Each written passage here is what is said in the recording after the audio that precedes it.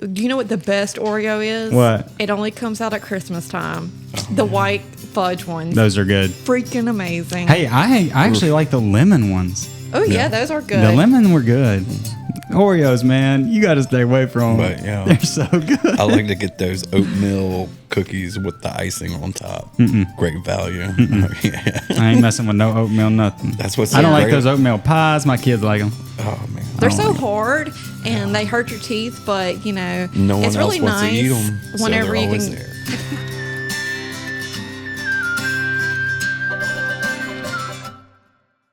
The podcast machine, we'll call it, is now recording. Nice. Welcome Dope. to Welcome to episode 3 of the Brewed Awakening podcast. We have been on the struggle bus trying to record this. Yeah. Indeed. So we've scheduled it. How many times, Savannah?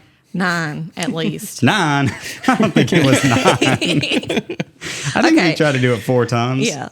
My daughter had dentist appointment. You guys are real flaky. There's like a combination of things. I do be flaky sometimes, but But anyways, we are back and we are excited to be back. I wish we would have been taping the last like 10 minutes Yeah. because we've just been trashing, talking about stuff, talking about people. yes, I love that. I have a bunch of topics on a little outline here, but to be honest, this was from 2 weeks ago.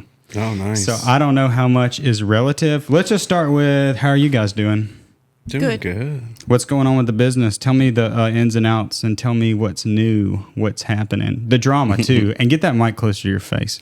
Okay. Right now we're going through I guess we have had a transition with our employees and we've had to hire some new faces and we've been training them. We're kind of restructuring our business where we have now, instead of just a general manager, we have a general manager and 2 assistant managers, and that's going to provide a more quality assurance and just kind of set up a better pace for the customer service side. So I'm excited about that because we got some really great people, I think, and I'm really looking forward to, that it getting all settled. Right Yeah. now it's all still kind of new, but it's working out really And they're good. there now, right? Because that was another thing that's kind of screwing us up.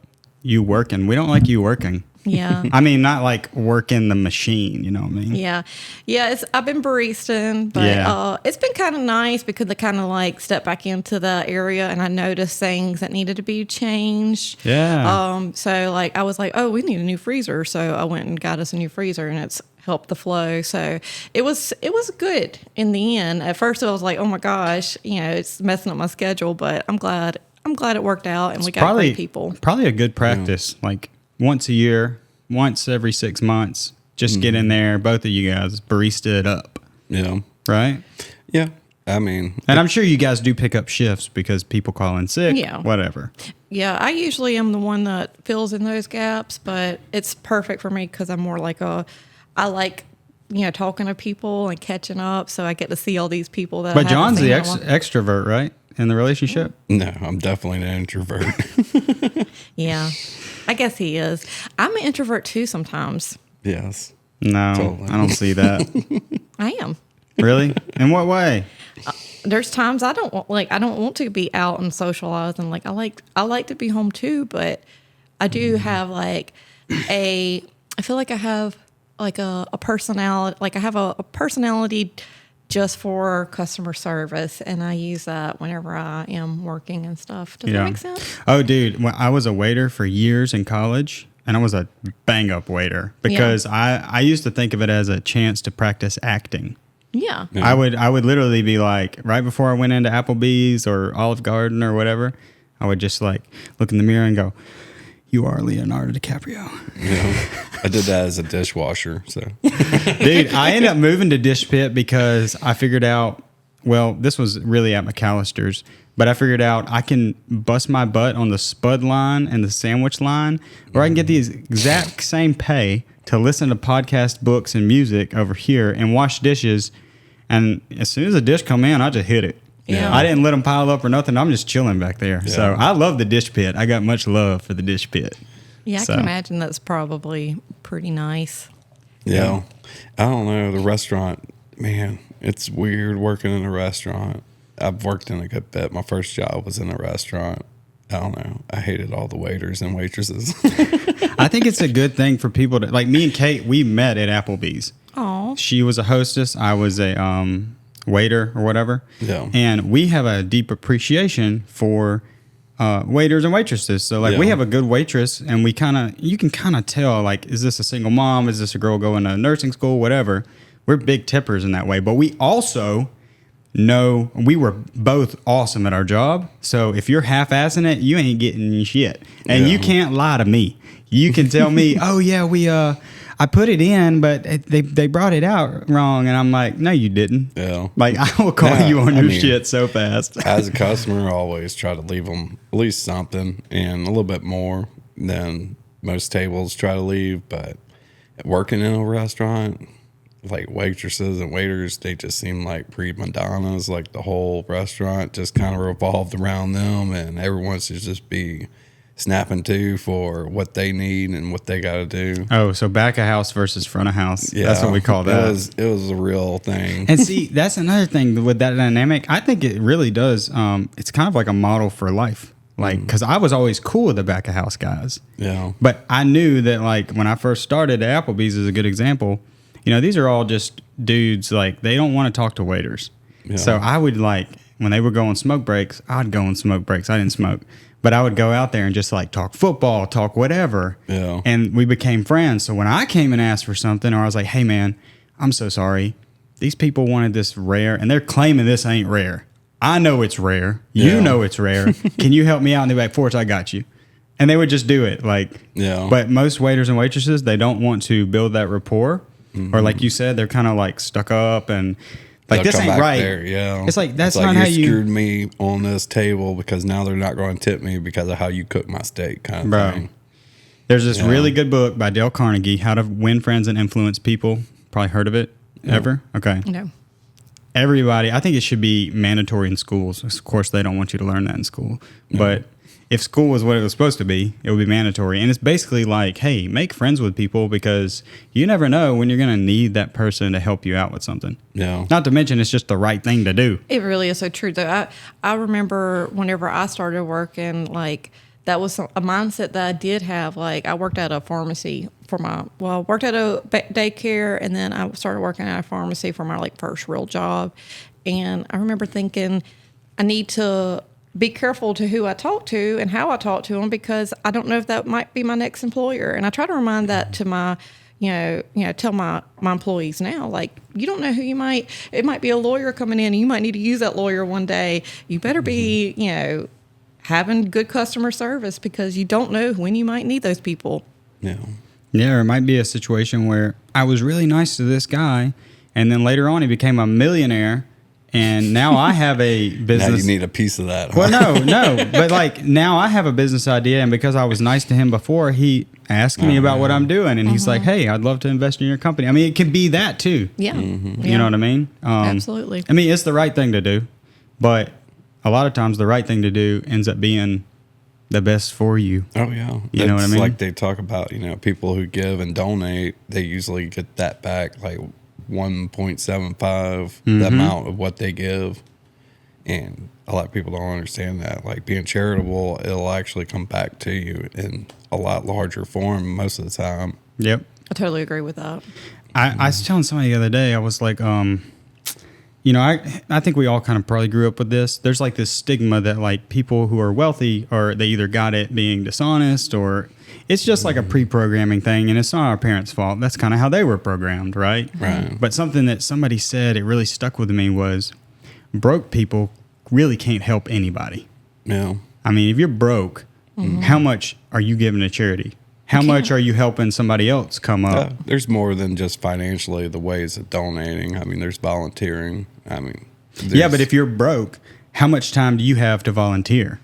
Yeah. You get what I'm saying? Yeah. Like and it doesn't have to be to say like a nonprofit. It could just be a cousin that needs help with his roof or something. As long as you could be there for them and help them out. 100%. You're probably going to get that help in the future whenever you need it.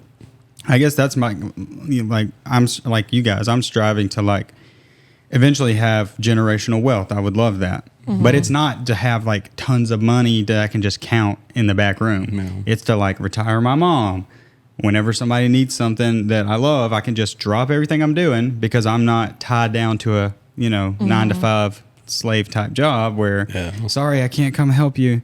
I might get fired. Yeah. I can do whatever I want. That's really what it is for me, is freedom and then being able to help people. Yeah. So anyways, I hadn't even looked at this. Well, I was looked at the wondering sheet. what's new with you? Anything new with you? Yeah, I was actually telling John that I am working right now with some people in Dallas. Sort of, I don't even know. It's like a social media company, but they wanted to bring me in to consult for their social, kind of like what I'm doing for the football team here. Mm-hmm. Yeah. And they're like, hey, we saw what you were doing there, and we're building a company that's going to be doing that for universities. So they want to bring me on to basically consult, but now there's talk about equity and all this other stuff. So anyway, That's cool. I don't want to go too far and Yeah. count my chickens before they hatch, but I am going to Dallas in a few weeks to meet with these people. And they're really cool. I've already done a bunch of projects pro bono for free. But, like you said, what did you say? No. Sweat equity. Yeah, sweat equity. Yeah. So they were like, hey, we really need to get this thing done for Texas Tech. Huge school, by the way. You probably know. That's Yeah. awesome. Texas Westland is just another school. And it was a lot of content to make. Yeah. And I knocked it out in 2 or 3 days. And right now it's all of it's got 100,000 views on. Whoa. But anyway, these two guys, they've bought and sold companies. That's kind of what they do. Mm-hmm. Yeah. So I'm just kind of learning from them. And then I'm doing all the football stuff here. I'm just always, I don't know, I'm just doing a lot of crap. I'm painting soccer All over the fields place. at night, Nice. But anyways, that's just what's going on with me. Let me see what I got here. This, like I said, this is from 2 weeks ago. Managing employees. That was the first topic, and we smashed that, didn't we? Nice. Okay, this is a little more for John, but I do want your take on it. The football phenomenon. And what I mean by that is, have you noticed how popular high school football is?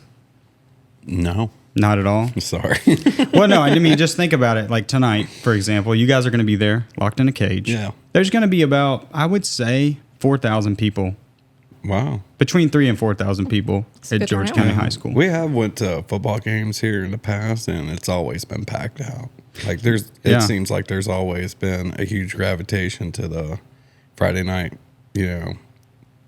football being played here. And it wasn't that way like St. Martin whenever I was in school. There was plenty of seats in the bleachers whenever I went to those football games. So Okay, so it wasn't like that at St. Martin. No. See, we grew up spoiled, at least in that aspect. Because Yeah. I can't remember a time where...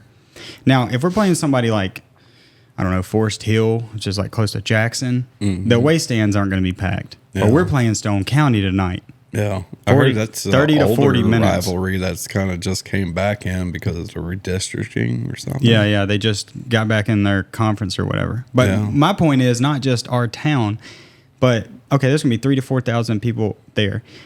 The average seating capacity in Texas for high school football is 18,000. Wow. I mean, they look like little college stadiums. Yeah. Wow. But I think I looked it up with ChatGPT. There's over 1,800 games happening tonight Yeah. in high school. Oh yeah. And if you add all those numbers together, I don't know. To me, it's just a fascinating thing because, Yeah. what else does Lucedale have besides a Christmas parade that gathers that many people at one time?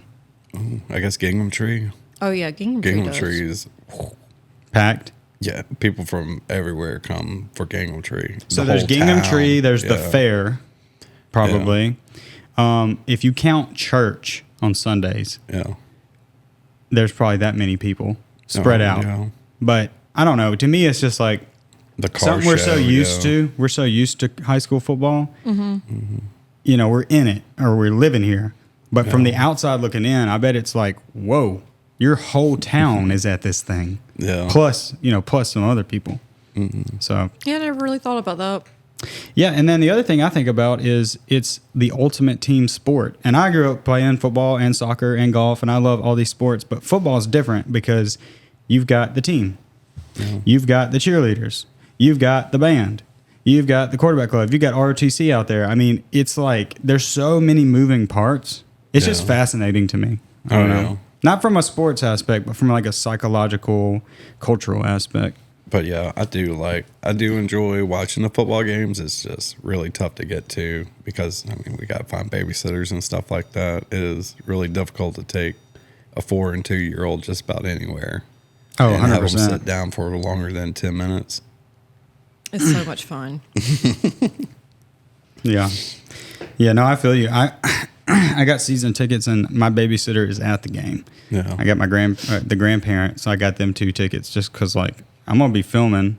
I can't be watching the kids. Yeah. And they were like, oh, if you buy us the tickets, we'll just take them. So I got lucky in that way. But Yeah. Nice. there was something else, too, that's kind of goes with the football thing. And it's really just cultural and psychology. It's not about sports, but the NFL, massive, right? Yeah. Massive brand.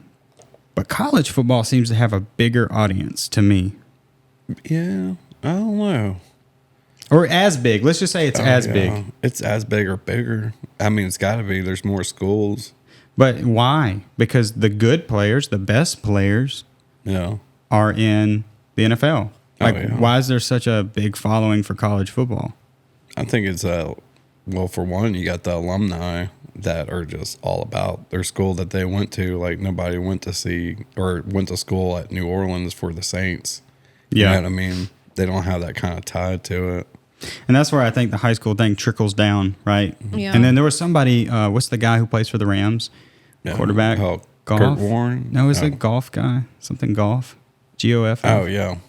Jared Jared Goff. Goff, yeah. He said he loves playing in the NFL. He loved playing at USC or whatever he played at. But he said, honestly, the best years of my life were playing at my high school. Yeah. I could definitely say, like, I've been to college football game and I've been to a professional football game, and the college football atmosphere pregame was just so much different.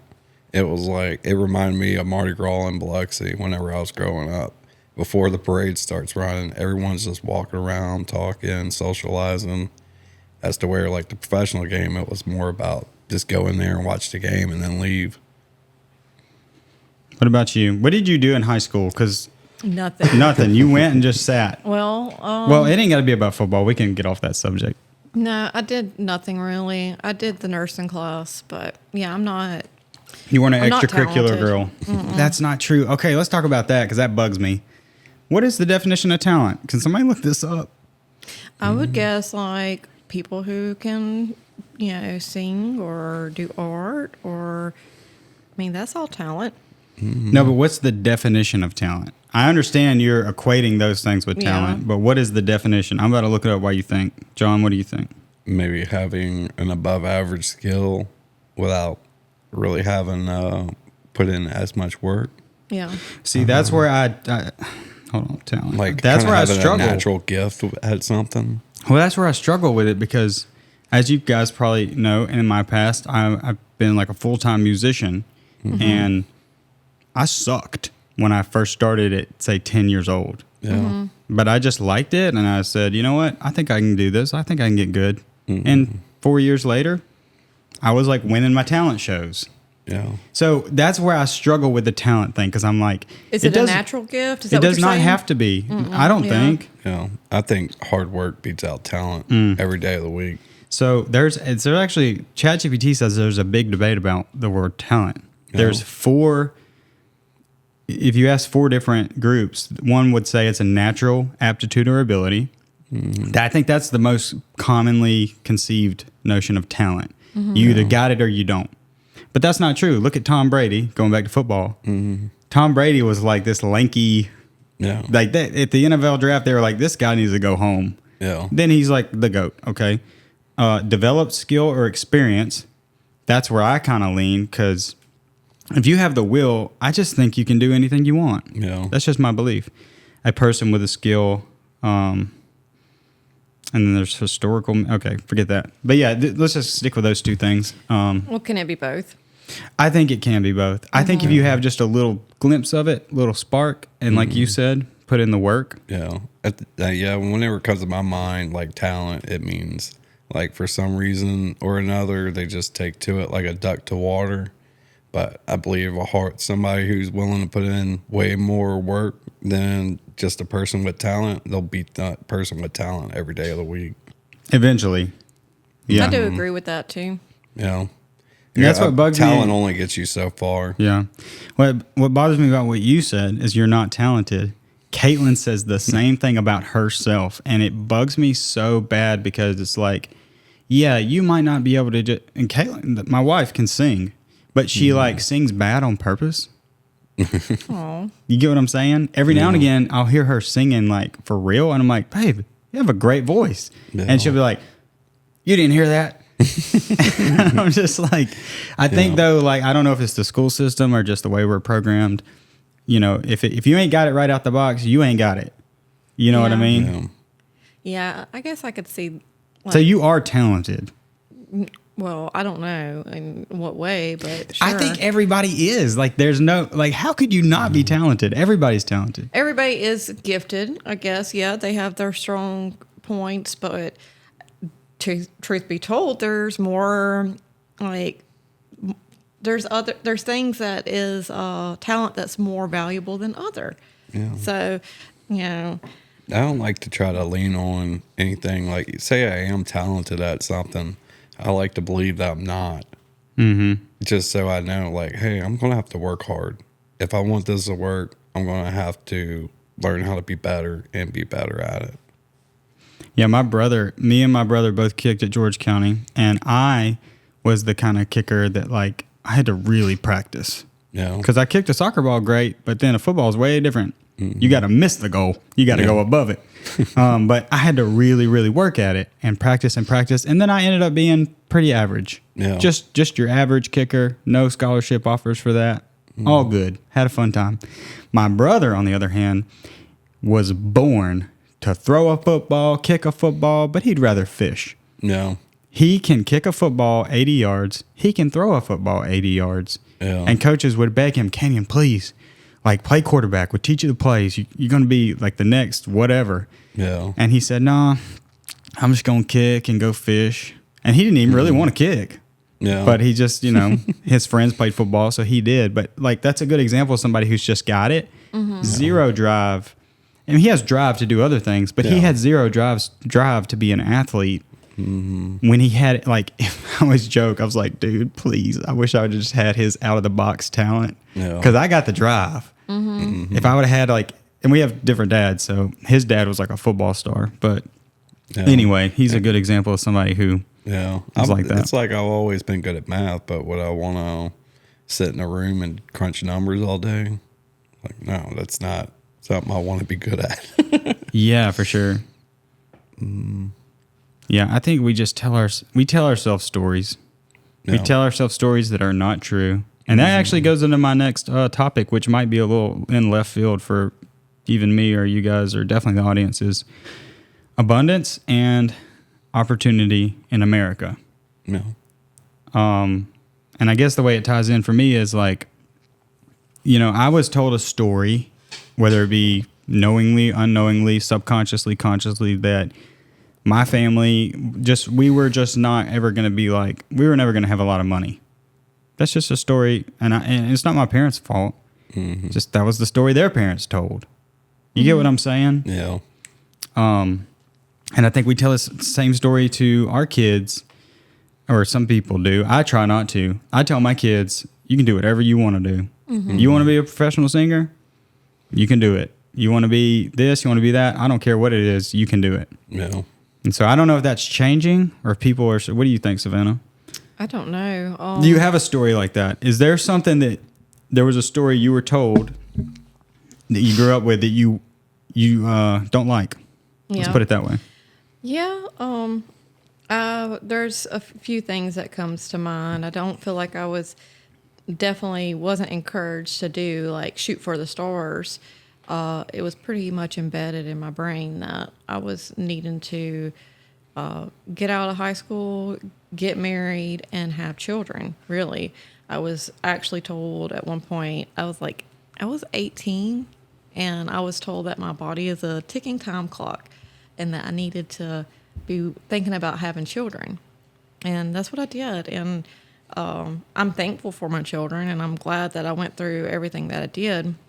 It definitely, made me be the person I am today. But it did, it did hold me back I didn't grow in some ways that I could have, and I definitely don't encourage my children. I don't think like that. Like, I don't tell my kids your body is a ticking time clock or anything like that. Like, I want them to wait and, experience life as a young adult and go to college and all that kind of stuff. But I definitely wasn't conditioned to be a college student person and have a career. It was more conditioned for me to be a stay-at-home mom. Yeah.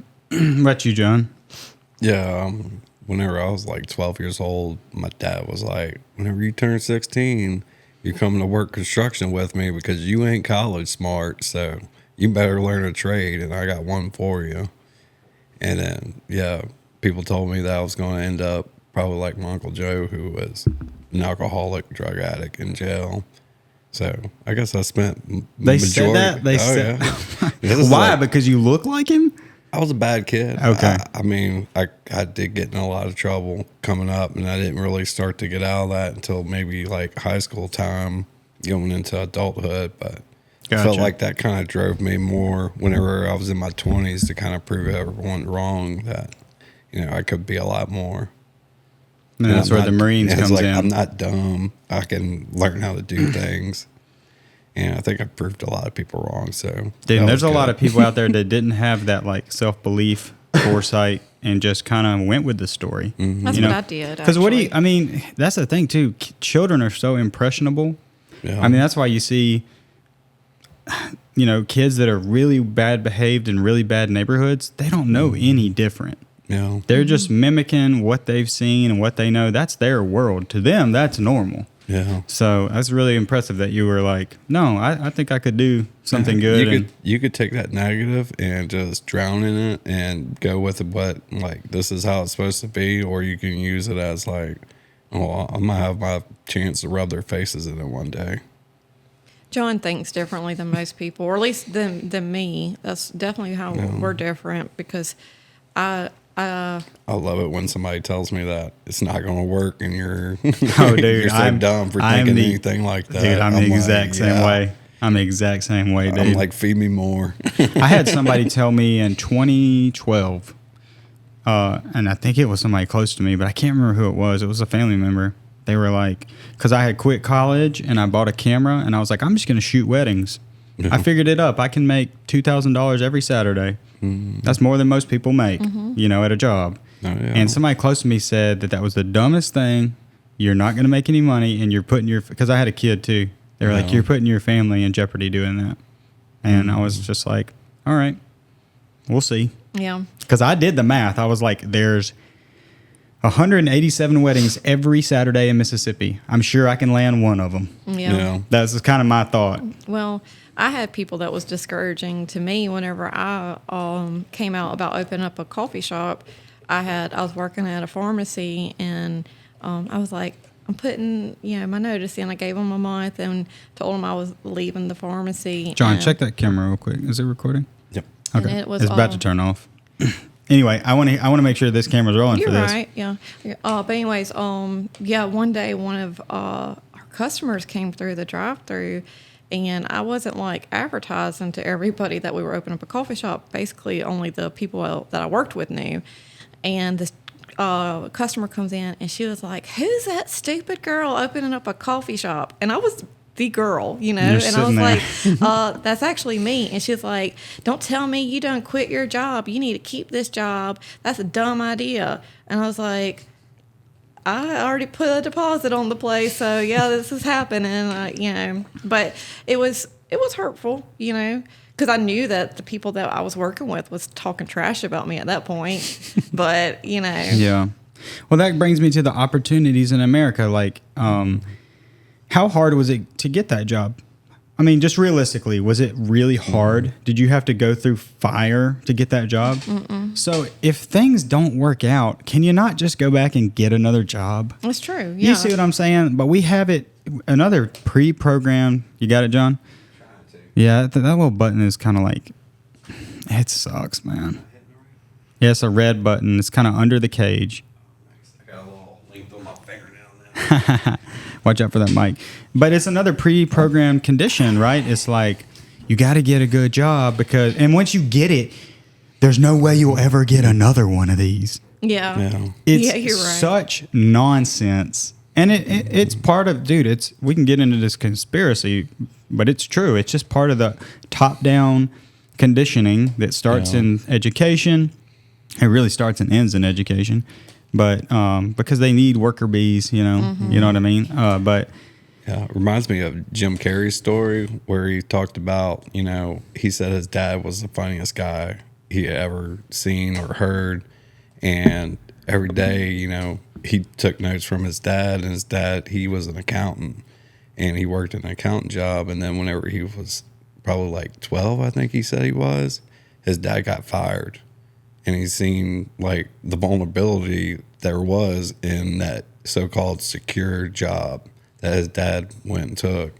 And he was like, well, if you could just lose everything no matter what you do, why not just try to do what you want to do and become an actor? Mm-hmm.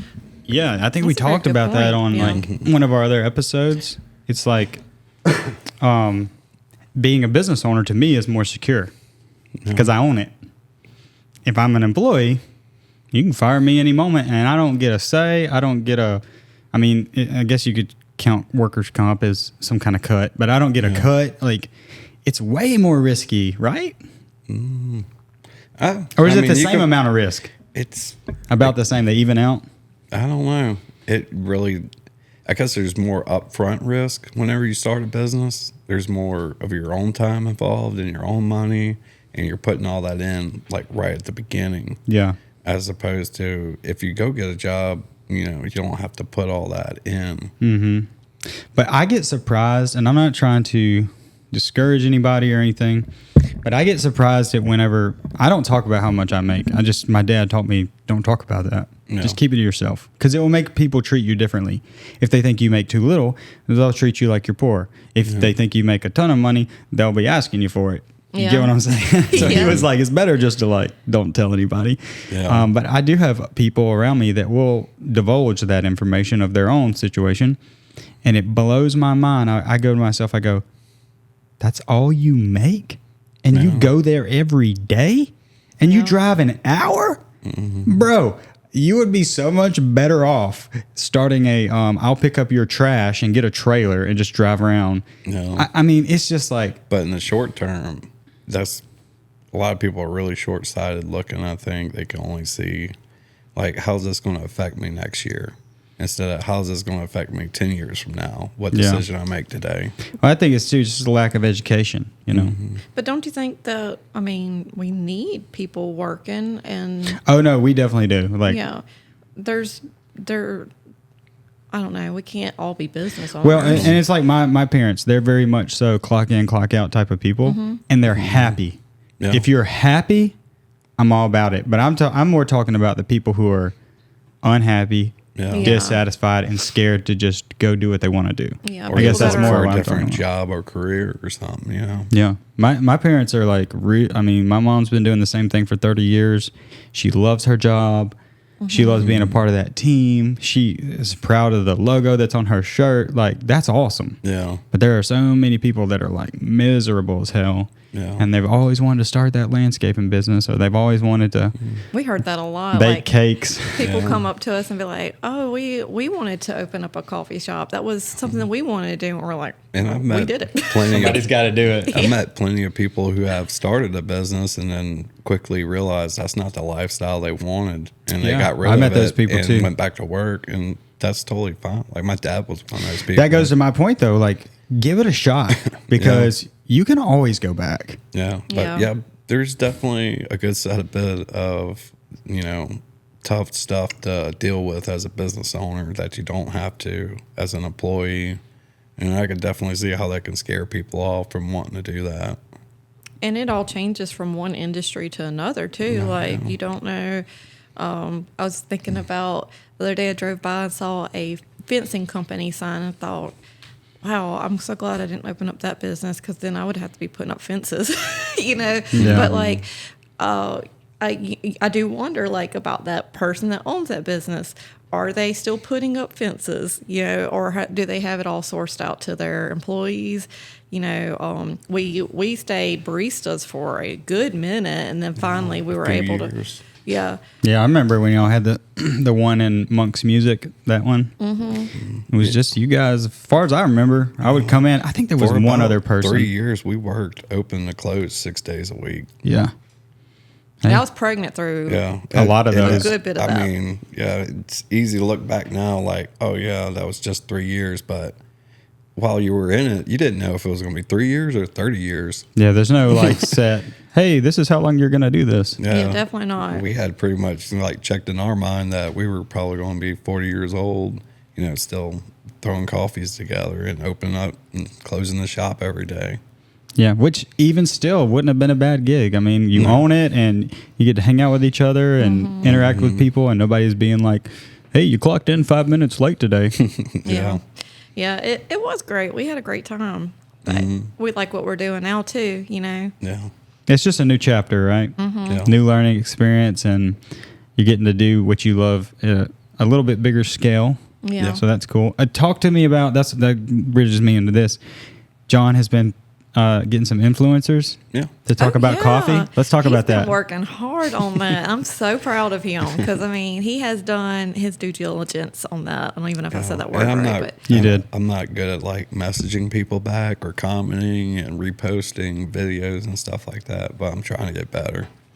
It's so hard to be like in the social Engaging. media, like, Well, y'all will get to a point where you'll have to get like a social media manager. I hope even so. if it's somebody remote, that you meet and trust or whatever. Yeah. And that's Social their media job. is They just sit around and.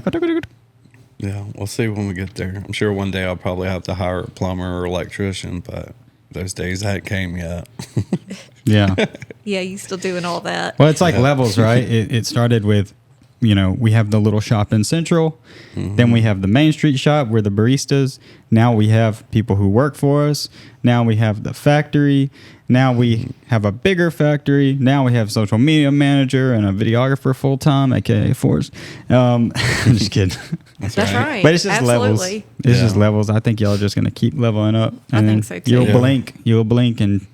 And we still got some big stuff coming down the line. Oh, yeah. So how's the Especially for next influencer thing year. going, though? Tell me, what did they do? They're making latte art. They're doing really good at it. I mean, basically, they got their own home espresso machine set up. I sent them some beans, and they pretty much try to create art in their cup, They've been so awesome. Did they kind of like put? I'm going to look this up later because I want to see it. But did they like?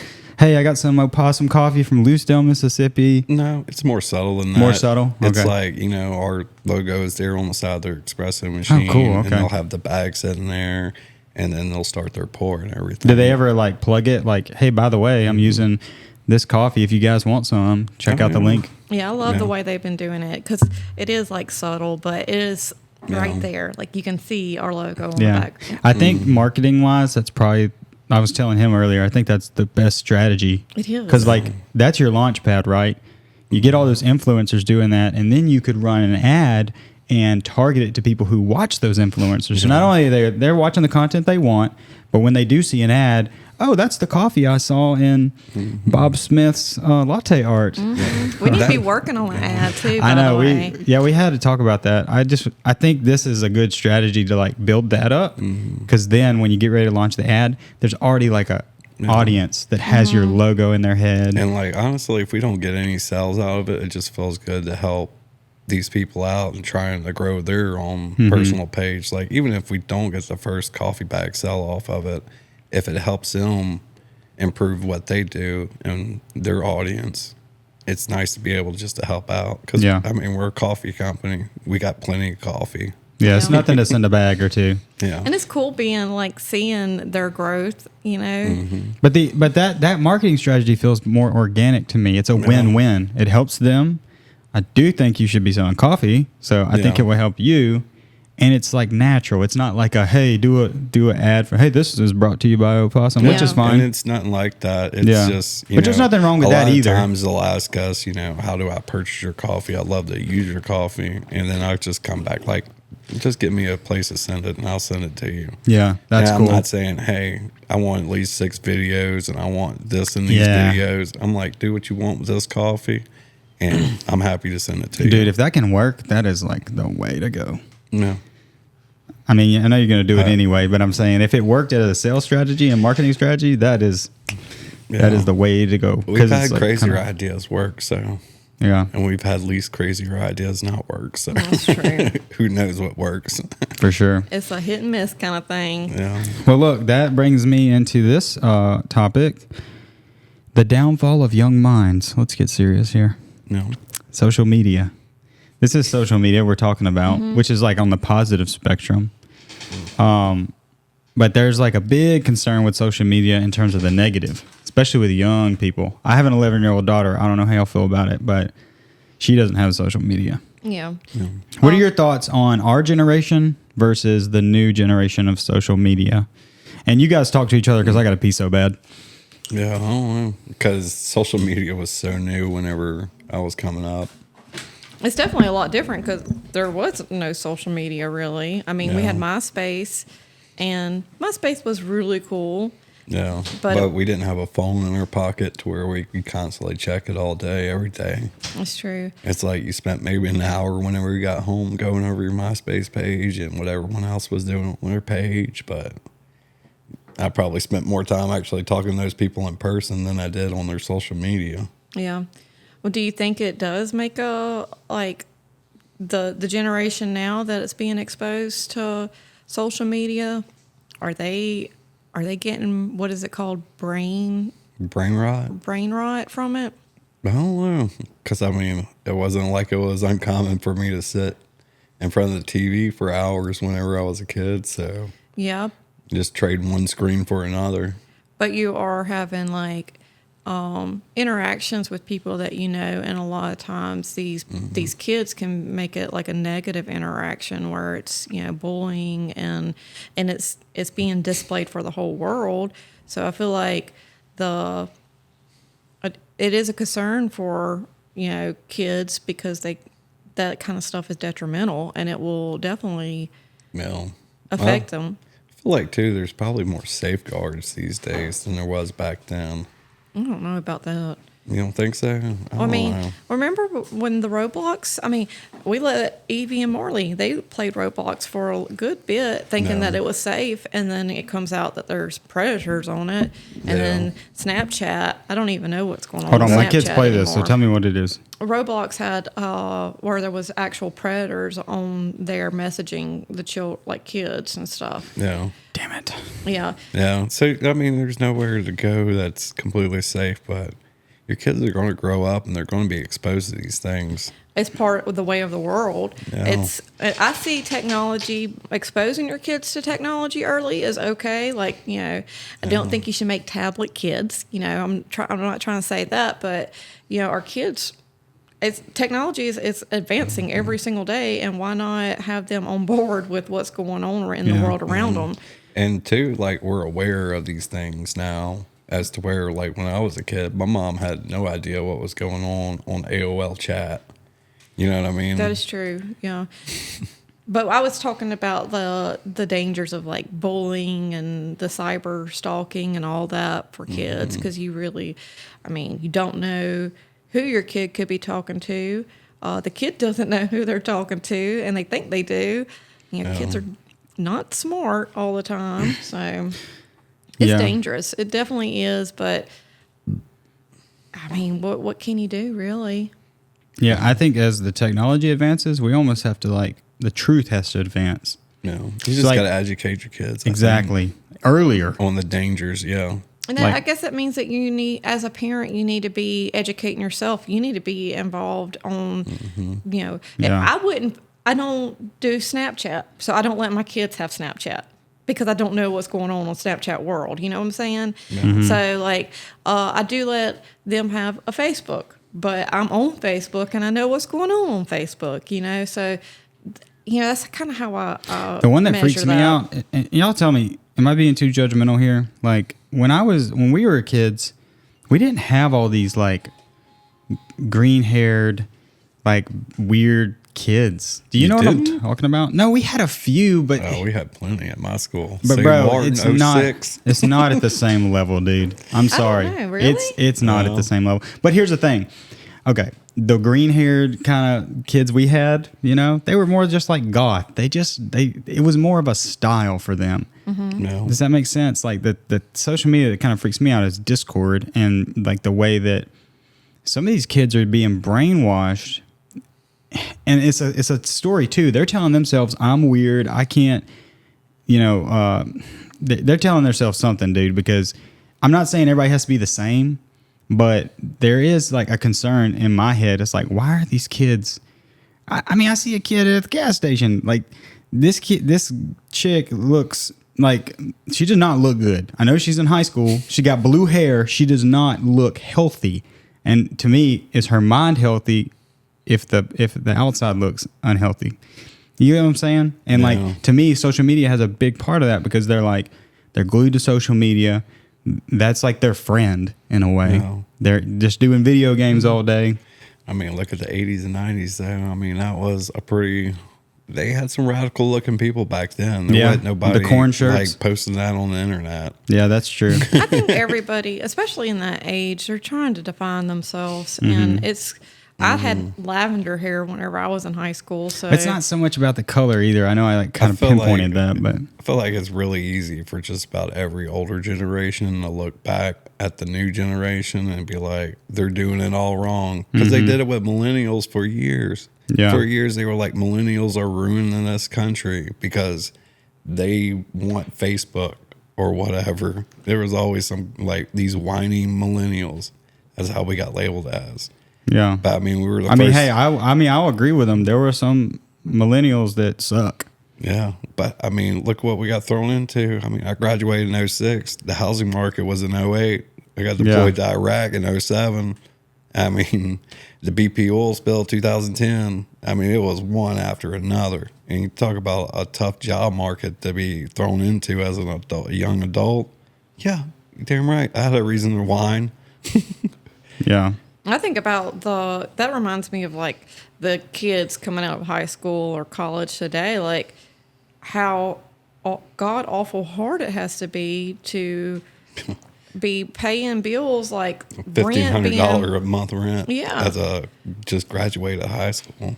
Yeah. Well, it's probably easier without kids, right? You throw kids in the mix, that's when it really gets crazy. I don't know. You want to talk about I some think it'd expenses? be easier at a $400 a month rent with 2 kids than it is at $1,500 a month with By no yourself. kids. Yeah. Yeah. I don't know. To me, I guess I see, and maybe I'm an old soul, but the way I look at my country and where we live, to me, it's like freaking land of milk and honey. No. All I see is opportunity. All I see is good. I mean, yeah, there's bad, you know, and I stay out of like politics, so I don't even see that side of it. But to me, it's like, man, you can do anything you want to do. Yeah. And the same was true for us. I mean, Yeah. there was opportunity for us to do whatever we want to do, but it was tough. Yeah. I mean, There's somebody who it's so says it. easy just to look past all the tough that a younger generation has to deal with. And we forget about how hard it was just to make it to the end of the week as a 20-something-year-old. And these kids are going through the same thing, if not worse, because it's way more expensive now than whenever I was a young 20-something. Yeah.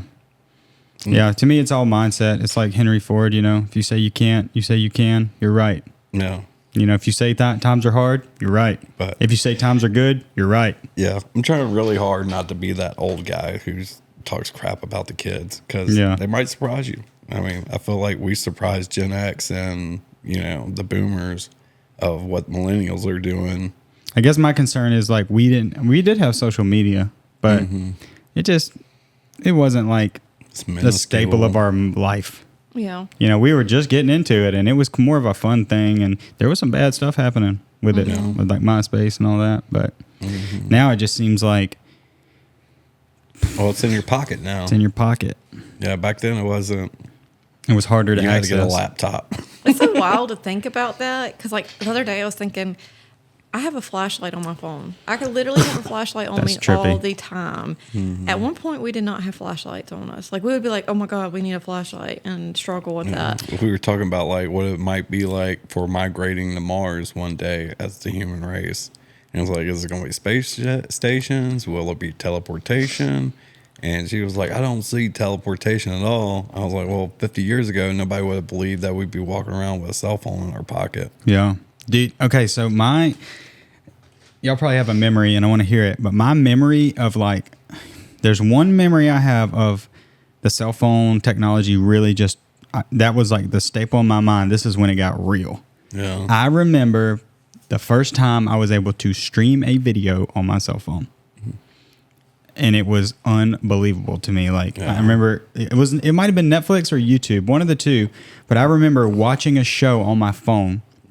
To this day, it was like this seems weird, 2013, 2011, something like that. Yeah. Like right when I got into college, like you could download Netflix on your phone. And I was just like, hold on, you can watch TV on the phone? Yeah. It was just for me, it was the first time I checked my Facebook on a phone. Yeah. I was like, holy crap, you could just go to the website right here on the phone, because it wasn't even an app back then. Yeah, and just that go to just URL. like blew my mind that you can just browse the internet on a phone. Dude, we sound so old. What about you? I remember not quite the same as y'all, because I was actually in a very abusive relationship, so I went through phones like crazy, and I was on the track phone kick pretty much. Always getting flip phones. So getting a new SIM card. Yeah, I was completely out of the loop for a good while. Well, that wasn't my phone. That was a friend's phone. Yeah. It had been like probably 3 or 4 years after that before I got a smartphone. But I remember just seeing the first smartphone and being like, whoa, that is crazy. The Sidekick too, the flip Sidekick phone. I do remember getting a Razor. I never had a Razor. Yeah. Or a Crazer. They were so. Dude, I had a Nokia that slid up. Yeah, I had sliders. Those are so cool. weird. Yeah. Yeah. But yeah, we are old, I guess. But technology just keeps getting like more and more advanced. Yeah. What's going to happen next? It's like, look at the jump like cars made from just over like the last 10 years. It's crazy to think about. Like there's an automatic stop on that car I drive. Yeah. Where you just pull up to the stoplight and you can take your foot off the brake and it'll hold it for you. That's weird. Mine doesn't do that. Yeah, and then It's you, so cool. you hit the gas pedal and it continues to drive. I was like, oh my God, this makes stop and go traffic just like, and something you would never thought, like, I need this. But they gave it to you. It's so nice, but I'm ready for the day that we're hovering around in our vehicles and just flying from one place to another. Have y'all been to Las Vegas ever? I haven't, no. No. Okay, so in Las Vegas, they have this thing called, gosh, I'm going to say the wrong thing. We're going to call it the tunnel. Okay, they have the tunnel system. It's made by Tesla. Nice. You probably saw it on the news or something, like when Elon Musk. I remember he was him digging talking tunnels. about the prototype, and it was supposed to be from like Los Angeles to San Francisco. Mm-hmm. Well, they end up doing it in Las Vegas. They dug all these tunnels all through Las Vegas. It's like a mole system. But these Teslas, and they can only, like these tunnels, you've only got like 3 feet on each side. It's a tunnel, and this Tesla's going through it, and they connect to every hotel. So when I was there 2 years ago for a video conference thing, you walked to the lobby of my hotel, and there was an escalator that went underground to the Tesla tunnels. And you go down there, and I bought a week pass. So all you did was scan it. A Tesla came up. The door opens. You get in it. You tell it where you want to go. Yeah. And you ride through these tunnels. Underground through the city. And there's like a light show going on that goes with the music. Oh my God, I want to do that. And then you arrive at the convention center and you get out and you go up the escalator. I never saw the sun that week.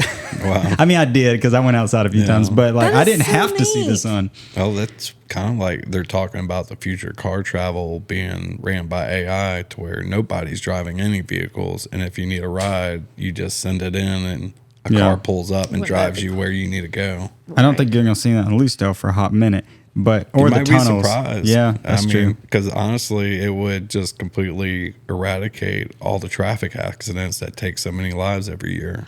How long has it been since Lucedale got DoorDash? or like? Oh, it's been going on for a minute, but DoorDash has not always been doing good in Lucedale. They had a problem with the DoorDash. I don't know if it was like it wasn't really putting effort into making sure the Dashers were getting the information they needed. But they've been in Lucedale probably 4 years, I would guess, at least. Okay, so it's been a minute. I didn't realize we had it that long. Well, No. I was somewhere the other day. I think it was Karen Wright, her office filming, and shout out to Karen. But anyways, like this girl showed up, DoorDash in a computer. She had went and picked up a computer at Walmart. Yeah. I guess you can DoorDash anything. It's not just food. Yeah. That's so cool. She showed up with one of Karen's new employees. They got him her computer and shows up with a computer. I was just like, whoa! First of all, I didn't know we had DoorDash. Yeah. Secondly, that's a computer. It's like an HP in a box. Yeah, we're sending coffees out through DoorDash all the time. Everybody in Lucedale. Really? Lucedale Coffee House has DoorDash and what's the other one? Uber Eats. Uber Eats. Yeah, that's another one. So, yep, you can get it delivered to you. I will say that is, people complain about big cities. I go to quite a few. I just went to New York, actually, in between this podcast and, dude, Big Apple. Dude, so cool, so fun. I don't care what anybody says. The people there were amazing. They were super nice. Really?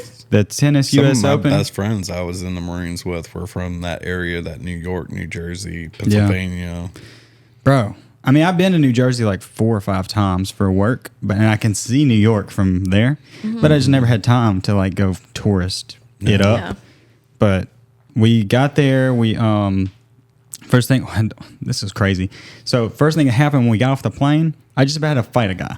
Okay, Yeah. so I was like, okay, this is what I'm in for? I'm gonna have to fight this guy because he was kind of like a homeless guy in the airport. It looked like the security was like kicking him out afterwards, but he was like, he got on his knees and was like, hey, can I get $1? And Kate's pretty nice. She's like, so sorry, we don't carry cash very often. We don't. And I said, back off. And I was like, no, bro, get stepping.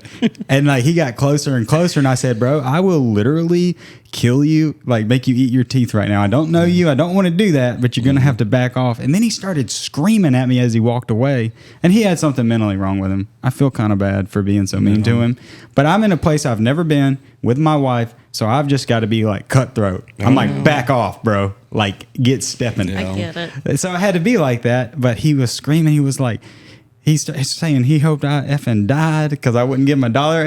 And I had to say this as he walked away. I was like, that's not how you get $1, friend. Throw that out there. Like, if you needed $1, that ain't it. Yeah. But we went to the Statue of Liberty first day.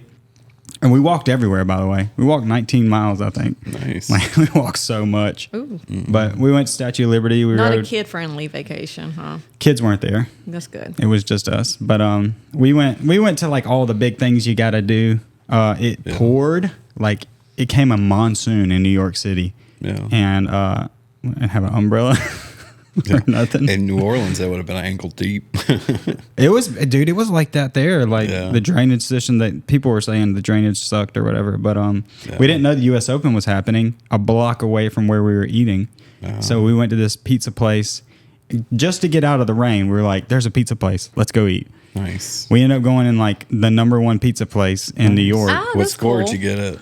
What is it? What score did you give it? One bite, everybody knows the rules. Dude, I don't know how to score it. I don't know what you're talking about, but You ain't never seen, oh man, what's his name? Barstool guy. Barstool Sports. Yeah, the guy on Barstool Sports. That's what he does. He like rates pizza all over like that New York. He's Dave Portnoy. Oh, I don't know I nothing think. about him. Oh yeah. It's pretty I'm funny. gonna check Check it it out. out. Check it out. It's good. But I will tell you this. It was the best pizza, and I'm not exaggerating. This is the best pizza I ever ate in my life, and it didn't look like pizza.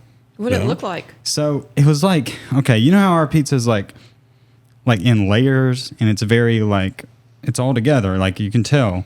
Theirs, it was almost like splotchy.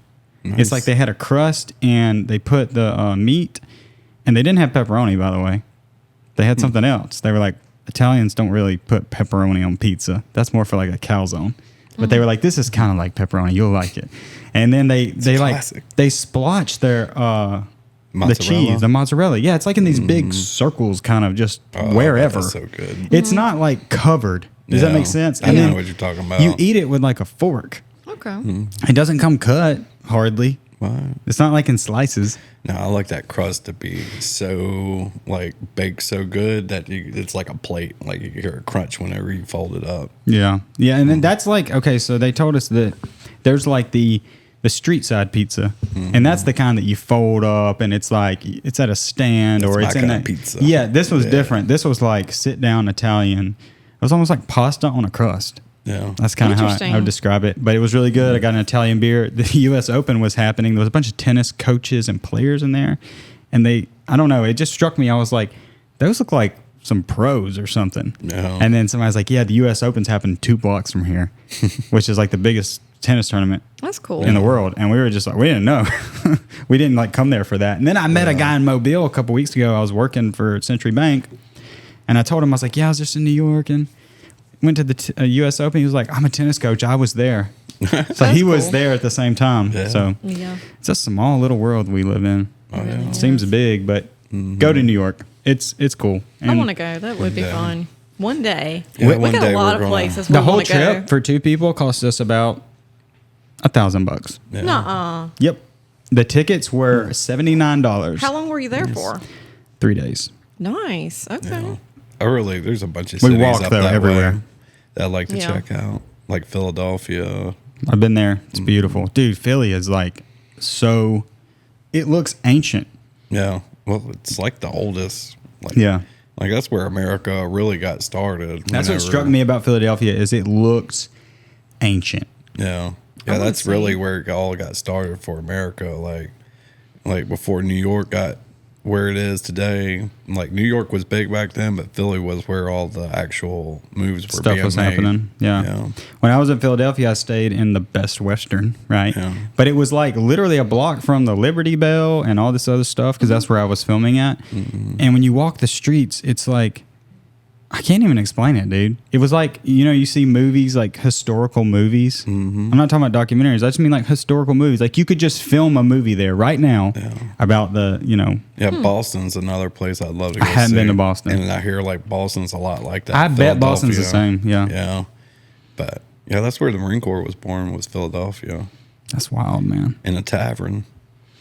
When I was there, I was filming for this company. They were just doing like a conference. It's very boring work. You just set up the camera, press record, and you're back there on your phone. No. That's just kind of the work, right? We're doing it at this place called the Independence Center. I'd never known about it, nothing. It's just this big conference hall. Well, the next week, there's actually 2 stories in here. I'm not going to tell the other one, though. But the next week or next month or something, I see President Trump on the news speaking. He's speaking in the same room. So it's just kind of funny to me. It's like goes back to the small world thing. Yeah. Like it's just a small, little, tiny world. But the guy, this funny, another thing, I will tell the other story. Fuck it. The other thing was I was filming this guy, Tim Lewicki. He started the MLS. He was a big player in the NHL. He's like a sports, well, I don't know what you call him. He's like the CEO, or he was the CEO for the MLS, which is Major League Soccer. Okay. He brought David Beckham from Europe to, and, I don't know if y'all remember that, but it was a big deal. In Yeah, American that was soccer, soccer. we had this big, the biggest star in soccer came to America. Anyways, Tim Nice. Lewicki was behind that. And I remember filming him, and he was like, all right, and we're going to Chicago the next day. And he was like, hey, Forrest, well, I'll see you in Chicago. I got a role. I'm doing a documentary with Netflix. I got to go do my interview across the street. And he was wearing this blue suit. I was like, all right, sounds good. See you later. And then, I don't know, a year later, I'm watching the David Beckham documentary. And it's Tim in the same clothes That you seen him in interviewing that with day. David Beckham. Yeah. That's so cool. So I was like, dude, if I'd have known you were going to see David Beckham, tag along? I would have found a way. I would have found a way to be at least in the room, like just like, hey, let me film some behind the scenes. But I'm sure Netflix wouldn't have been down with that. Probably but not. it was just, and I actually took a screenshot from my video and a screenshot from Netflix, and it was like an hour apart. Oh, that's so wild. I'm just this kid from Mississippi's filming Tim, and then he's over here sitting with David Beckham. That's awesome. Y'all do know who David Beckham is, right? I do I do. know. Yeah, he was married to that Spice Girl. Yeah, Victoria. He's still married to her. That's good. Yeah, they're very much She's so a real married. talent. I don't know about David, but Oh, dude. David was a phenom. I hear that, but Yeah. I would never know. He it's funny, like he was one of the first big sports person to get into like all the extra stuff, like the advertising, you know, all that. He's kind of like one of the first ones that really, him and Michael Jordan, you know, different sports, but I think that kind of messed up his soccer career a little bit. Like if he'd have just been doing soccer, he probably would have had a better career. He had a great career. I mean, he didn't win a World Cup. That's kind of like the staple. If you don't win a World Cup, you're kind of just in the second tier. Like Messi is like number one. He was super famous. Maybe that's because he married a Spice Girl. Well, that and he scored. Dude, he was a phenomenal soccer player, and he had her, and he was like the face of whatever Gucci and all these other cologne brands. I mean, he was a celebrity. He was a celebrity, and that wasn't he on Modern Family for something? That's the only thing. Probably, I guess. I don't know. His coach, Sir Alex Ferguson, was very much the Nick Saban of soccer. Very like just business. He wanted you to get married. He was happy about him getting married, but him and Alex Ferguson did not. And Alex Ferguson is like known as the best soccer manager of all time. And they feuded big because he didn't want him doing all this off the field thing, publicity. He wanted him to go home, go to sleep, come back to work, play. That was kind of like all Alex Ferguson's players did that. And so when David started, you know, with the pretty boy haircuts and all the interviews and the sponsorship deals, they kind of fell apart. But no, dude, he was an insane player. He was my favorite player growing up. But anyway, that's my soccer talk. He was my favorite soccer player too, growing up. Yeah, he had to have been, dude. He's the only soccer player I knew until I heard about Pele. Which was way before him. Was he? I don't know. He's like in the 60s and 70s. Oh. Yeah, he just died. Oh. Rest in peace. For sure. Poor guy. All right. Well, we're past an hour, but I still want to look and see if there's anything on here that we want to rapid fire. See, I built this little timeline for me and John because you were flaking on us. Yeah. So I got a lot of like weird football stuff on here. Y'all can do that. I'm fine with just sitting back and listening. She knows about football. Okay, we'll do football then. I got some rapid fire with football. Okay. Who's your favorite football player of all time? And I've got one too. Well, that's a tough one. Because I mean, can I say mine while you think? Go ahead. And maybe this will inspire you. I know. Like my heart wants to scream Drew Brees from a mountaintop. Mine's Joe Horn. But my head says John Elway was before him, and I was a huge John Elway fan. Is that camera still recording? Nope, just went off. Sweet, just hit it. That way we get a little bit of Savannah's reactions during these. Yeah, I don't. It's not going to be much of a reaction. Mine is Joe Horn. Although I was a kicker, and you know it's funny. Hey, go to my YouTube. I hated Joe Horn. Are you kidding me? Yeah, I like Joe Horn because I wanted to be a wide receiver when I was a kid. Now that would never come to fruition because of my size, my speed. It doesn't exist. I'm like a walker. I was probably just upset at the Saints in general at that time. Like, together. I know. But I was a big Saints fan. And then going back to like, you know, people telling you can't do something. No. That happened to me recently. No. I was like, I can still kick a football. Like that's not like you don't age out of that quickly. Yeah. Like running backs, you're not going to be running the ball if you ain't done it in a while. Yeah. So one of the coaches at George County was like, I bet you can't even kick a 20. So I got on my YouTube channel, went and got all my stuff, got on my YouTube channel and just blasted a 45-yarder. Nice. It's on my reels. Go look. Nice. It would have been good from 55. Yeah. But there's some psychology. When you get back to 55, you overthink it, you overhit it. Yeah. But anyway, I hit that 45 easily. But anyways, I wanted to be a wide receiver as a kid. And I could catch, but you got to have speed, size. There's a lot of factors, and I hated getting hit. Yeah. I absolutely hated it. So I was a soccer player. Kicker came naturally, but that's why Joe Horn was just my favorite player because I love the Saints, and I guess I just chose Joe Horn. So I mean, maybe Adam Vinatieri later in my years because he was like the best kicker ever for the Patriots. But John Elway, is that what you're going with? You gone? I'm going to just use the bathroom. Oh, yeah. I'll be right back. That's the convenience of having three people, right? Yeah, I don't know what it was about. I watched, like, even the old games that were on ESPN Classic, and I remember seeing that there. I don't know if you remember it, but John Elway was playing for Stanford against UCLA, I believe it was, and it was one of the most craziest things that ever happened in college football, but John Elway has, like, a minute and a half to score a touchdown in order to win this game kind of thing. And he does. He makes this incredible drive. Just, Just nails like, it. It's like a script. Somebody Right wrote after it. that, they have to do the kickoff, and there's like 3 seconds left. So it's kind of like, okay, game's over. Let's kick this football off and be done with it. Well, the band storms the field on the return, and this dude is running through like the band and everybody and scores a touchdown on the kickoff. I remember and that now. destroys John Elway's dream. And I was like, oh my God, I can't believe. Because, I mean, it was just a miracle what he did right before that. Yeah. But nobody thinks about there's like, I think 7 to 10 plays that he performed right before that happened. And the band stormed the field and they scored a touchdown and John Elway lost.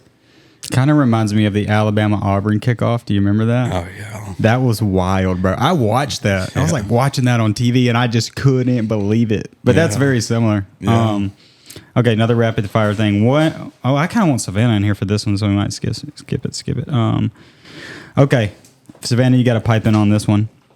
One conspiracy that you secretly think might be true, or is true.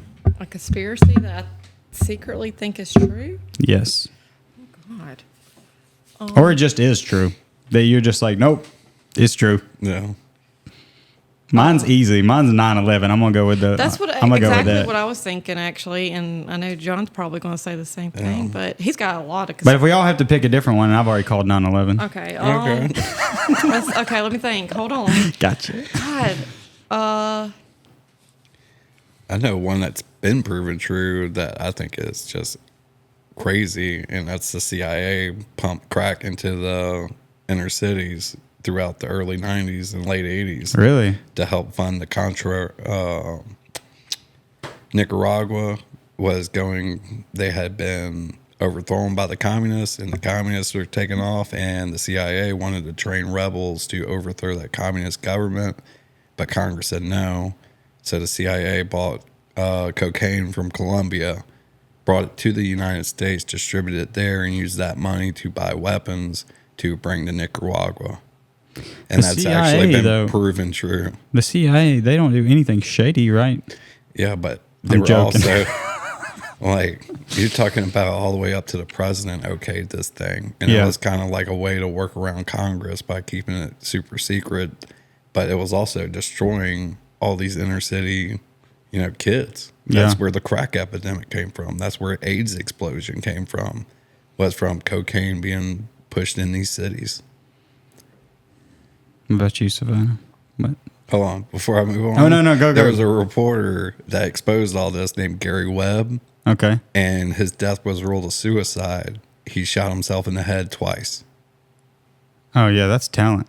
Yeah, I don't know. Is that your uncle? No, it's just a reporter that reported on all that and exposed it, and they found him in his hotel room with 2 gunshots to his head, and they ruled it a suicide. That reminds me of the OpenAI. You use ChatGPT. ChatGPT, y'all know what that is? Yes. No. Okay, you do. I'm a Gemini person, though. Oh, yeah. Well, it's just a different one. But anyways, one of the guys who was a co-founder came out and was saying that it's really dangerous. Like, it's going to turn into the Terminator. Mm-hmm. And he was found in his apartment dead, shot by a shotgun. And, yeah, same thing. Like, he had just got back from a great vacation with his best friends. He had just ordered Chinese takeout that hadn't even arrived yet.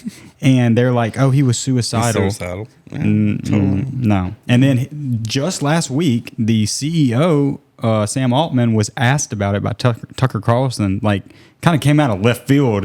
I think it really threw him off. And he was like, and Tucker was like, it was not a suicide. What do you think? Yeah. And he was so flustered by the question. It's gone viral right now, but anyway. It's just like how many of these suicides are not suicides? That's like there was like an African American guy found hanging from a tree up in the Delta a few weeks ago, and they said that was suicide. And I'm like, I don't know of any black guy from the Delta that would commit suicide that kind of way. Yeah, that's a little sus. Yeah, Yeah, I mean, Mississippi Mississippi had to make a law to stop sending postcards of public lynchings. That's wild, so man. It's ingrained. I didn't hear about that. Yeah, it was really wild. It just happened recently. Yeah, it was like just a footnote on the radio. I was like, what? That does not add up at all. Well, I used to drive through the Delta like last year, as recent as last year, to go to Arkansas for this work I was doing. And there's so much drama going on in the Delta with these pumps. Sad. I don't know if you know about the pumps, but like it's kind of like New Orleans. They have these pumps that make sure that they don't flood the Crops. not just the crops, but neighborhoods and all kind of stuff. And like they can't get any funding for these pumps, and like people's homes are getting destroyed year after year during the rainy season, and you don't hear nothing about it. The Delta gets no coverage at all, at least from my perspective. People up there.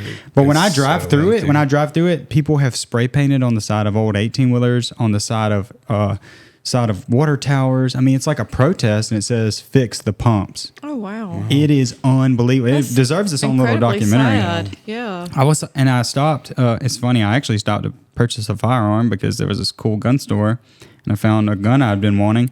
And I asked the guy, I was like, "What's up with all this pumps? Like, what's?" He's like, "Dude, it's like it's ruining our lives right now. Yeah, like people are losing their homes because water is flowing over from here to there." And I mean, I couldn't really like grasp what he was talking about, but I do know that they're upset about it. Yeah, up there, and it's a very poor place too. I don't know if you've drove through it or been there. Oh yeah. It's sad whenever you drive through it. It's different, man. And I told my wife, she came to visit me. I said, "Get gas in Yazoo or Yazoo." There's nowhere to get gas. Yeah, it definitely seems very poor when we drove through there. It seems very, very poor. Yeah. All right. It was just mud everywhere. Okay, let's get off this depressing thing. We love you, Delta. We are praying for you. Yes. Most overrated movie ever. That's a hard one. I'm just going to throw superhero movies out there as a whole. Because I'm not a fan. Anything that falls to superheroes. I get It's that. a CGI though. It's just like, I don't know. I'm a Quentin Tarantino type of. I just like dialogue and surprising scenes and things like that, I guess. Yeah. Most underrated. Let's just flip it. Most underrated. You know what I just watched with my kid, and she cried her eyes out. And then she wanted to watch it this morning. Remember the Titans. Oh man, that is such a dude. That is a masterpiece. Oh yeah, I just watched like the documentary on the real Remember the Titans thing. And, really? Yeah.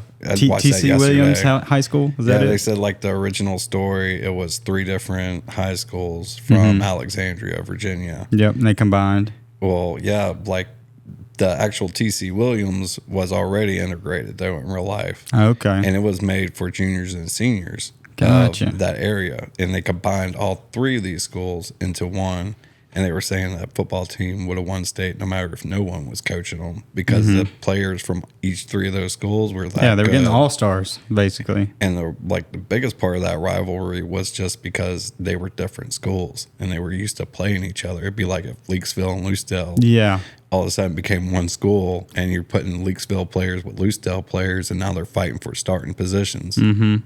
Well, to me, dude, that thing is a masterpiece. And the way that I know is because my daughter asked me, was this just in theaters? Like, she was asking, did it just come out? Yeah. And that tells me right there it's timeless. And, dude, I told her, I said, this movie's going to make you laugh. It's going to make you cry. And she was like, it's not going to make me cry. She's 11 years old. When Bertier has his wreck or whatever, which actually happened after the state championship in real life. But I mean, you gotta elaborate. Yeah, they talked about that dude too, and he was just apparently like the greatest high school football player that ever happened. Like he was actually All-American. I do know that. Yeah, and so was his best friend. Defense in general, like they showed the scores of all the games they had. And they blew everybody out. They blew everybody out, including the state championship game. Shut them out too. Like most of the games, like the total offense of the opposing team was -5 yards for the entire game. That is crazy. They were number 2 in the country that year. But yeah, Remember the Titans to me, it's just one of those movies. And I think it's a good movie. Like, during our political fights that we have, riots and all this crazy, stupid crap.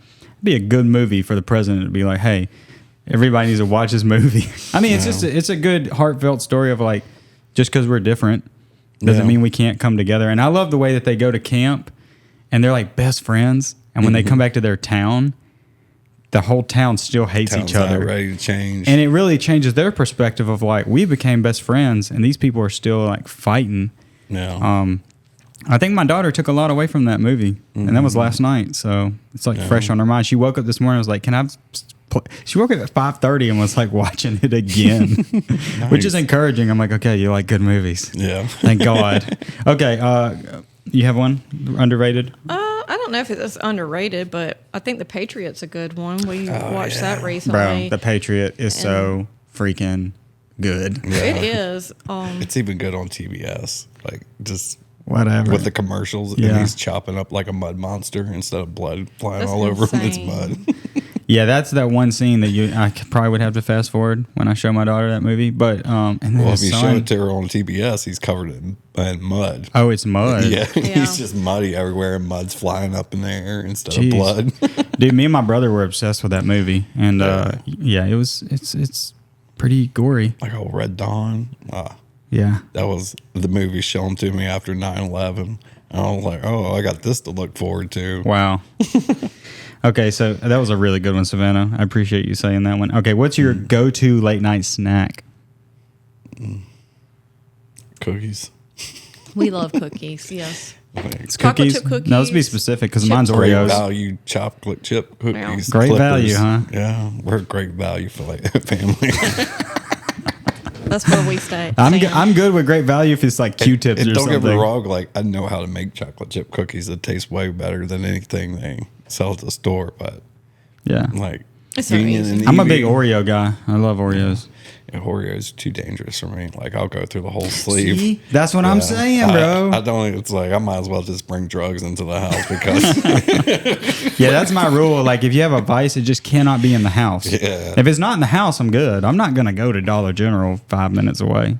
But if it's in the house, and now they got these Selena Gomez ones that are kind of like cinnamon flavored. Have you tried those? They're I've looked at bomb, 'em, dude. and I'm like, they're ooh, they're so good. Really? I had that one that was like a firecracker with pop rocks. in Those it. were good, That was bro. good. Oh, I didn't like Oreos. those. Mm-mm. Oreos. Hey, But shout out hey, Oreo. Do you know what the best Oreo is? What? It only comes out at Christmas time. The white fudge ones. Those are good. Freaking amazing. Hey, I actually like the lemon ones. Oh, yeah, those are good. The lemon were good. Oreos, man, you got to stay away from them. But, yeah. They're so good. I like to get those oatmeal cookies with the icing on top. Great value. Oh, yeah, I ain't messing with no oatmeal, nothing. that's what's. I don't so like great. those oatmeal pies. My kids like them. Oh man, They're so hard and they hurt your teeth, but you know, no one it's really else wants nice to eat them. So whenever they're you always can. there. I like it for the kids. I'd be Dude, like, I'm looking forward to our Christmas episode. Yeah. I feel like we could go in on Christmas Christmas is going to be because this is fun. all making me think of Christmas. I was so. We need looking a forward to Halloween Christmas episode last night. though. Ooh, yeah. Yeah, we should deck this like area out for Halloween. Like Halloween's like 4 weeks away. I I don't know. know if we're gonna have another. Another Yeah, what? you got it. You're so right.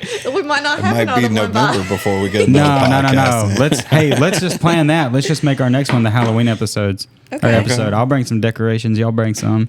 And Cool. we'll- Can we dress up? yeah, dude, we should, and we should have like spider webs and stuff on the mic stands. Yes. Heck yes. I think we go all in on this one. Deal. Maybe this is our time. We go viral on the Halloween episode. Maybe. We got to pick out some good stuff.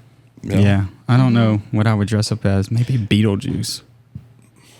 Okay. Something Yeah. cool. Anyways, okay, we'll table that for now.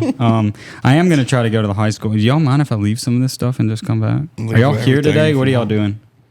Oh, I'm sure the Oh, public wants we to haven't know. even really talked yet Okay. yeah. about Well, what we need to do today. Let's finish this up and then I'll talk to you about it. One piece of advice you would give a 20-year-old wanting to start a business. This was how we'll end it. We'll wrap it back around to business and young people helping them out. I'd say get a job first. Yeah, I mean, you think so? well, yeah. I mean, if you want to be a social media creator or something like that, just try to find the most relevant to what you want to do in life, and learn something.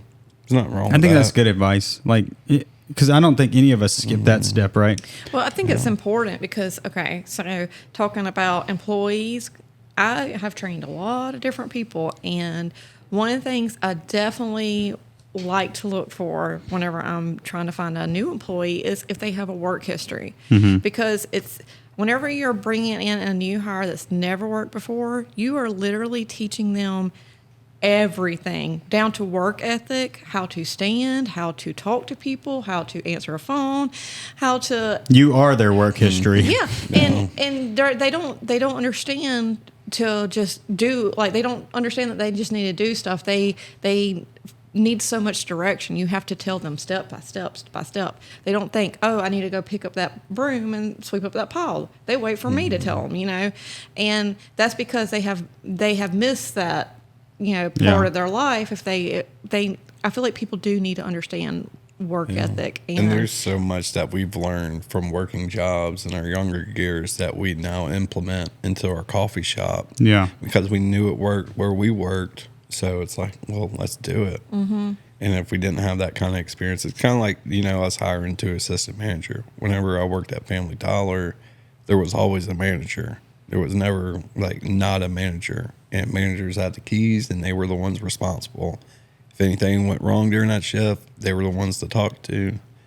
And it totally makes sense. I mean, Yeah, it's good to, like, if you're looking at it, is her camera still going? Just so we have it on the ending? Okay. Yeah, you're good. So, sorry, folks. We have, like, kind of a janky setup here. But if you look at it from two directions, you have the owner and you have the employee. It's good to have both because you can just meet it in the middle. If you have just too much of this, you're never going to, you know what I'm saying? Yeah. So, I like that advice. That's not something I would have so said. much to learn. I mean, you could spend all your free time just reading books about what you want to do, whether it be business or whatever.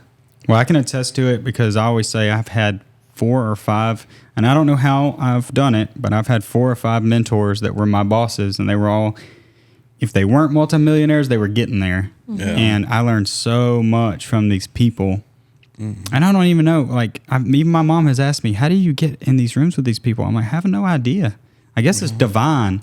And some of those relationships ended a little rocky because, like, I was young and I thought I knew everything. Not knew everything, but I probably thought I knew more than I actually did. But most of those relationships, I can still call these people today, and they'll talk to me and give me any advice I need. So, yeah, I think it is good to be an employee, and I like that advice. That's not something I would have said. I would have probably jumped the gun, skipped that step.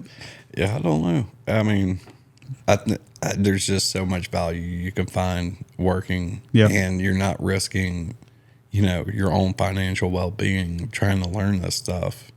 There's a lot, like you were saying, with work ethic, but then what you're saying, like hard work. Because I used to toss watermelons in high school. Like, that was like one of my first jobs. Yeah. It's the hardest thing I've done to this day. And I don't ever want to do that again. Yeah. But at least I did thing. it. It kind of like, it motivates you to, whenever you do, you know, start your business, at least you can look back and be like, do I want to go back to that? Yeah. Or do I want to try harder to make this work?